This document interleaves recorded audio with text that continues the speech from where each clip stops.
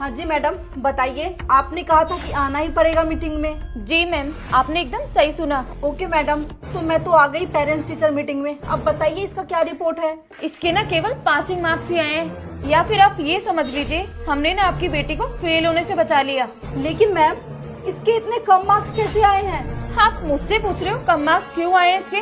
अरे पढ़ाई पर बिल्कुल भी ध्यान नहीं है इसका, ना ही आप लोग इस पर ध्यान देते हो। और आप लोगों को तो पता ही है ना, हमारे स्कूल का स्टैंडर्ड सिटी में सबसे ज्यादा हाई है, फिर भी आप लोग अपने बच्चों पर बिल्कुल भी ध्यान नहीं देते हो। मैम, यू नो व्हाट, हम दोनों ही हस्बैंड वाइफ वर्किंग है, इसी वजह से हम इस पे ध्यान नहीं दे पाते।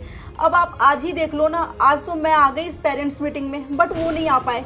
अरे मैडम, अगर आप दोनों वर्किंग है तो आप लोग एक काम करिए ना, इसकी ट्यूशन लगवा दीजिए। अच्छा, ट्यूशन? लेकिन मैडम, ट्यूशन क्यों लगवाए हम?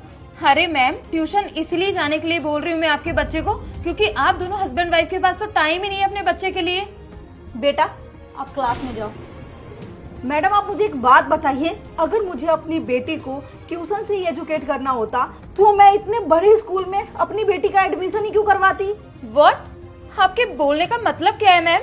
मेरे बोलने का ये मतलब है मैडम कि एवरीडे मेरी बेटी सुबह 9 बजे से लेके दोपहर के 2 बजे तक तो इस स्कूल में होती है, आप लोगों के साथ होती है, और उसके बाद जब वो घर पे आती है, खाना खाती है, कुछ देर अपने फ्रेंड्स के साथ खेलती है, और उसके बाद वो सो जाती है।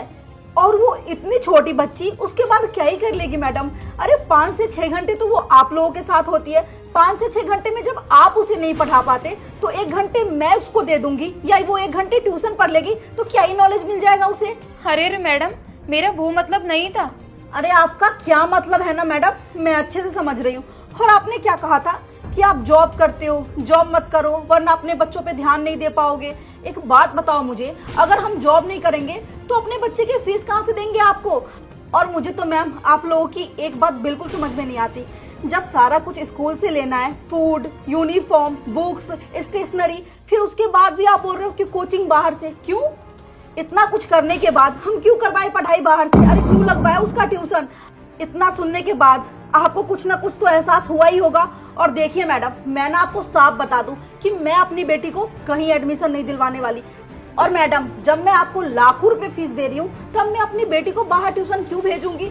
आप ना कान खोल के मेरी बात सुन लो, क्योंकि मैं यहाँ लाखों फीस देती हूँ तो आपका पूरा जिम्मेदारी बनता है कि मेरी बेटी के ना अच्छे मार्क्स आए। तो आई होप मैडम आप मेरी बात समझ तो गई होगी। और मैंने एक बात आपको और बता दूं, ये बात ना बस मेरी ही बच्ची के लिए नहीं था, ये ना स्कूल के सभी बच्चियों के लिए था।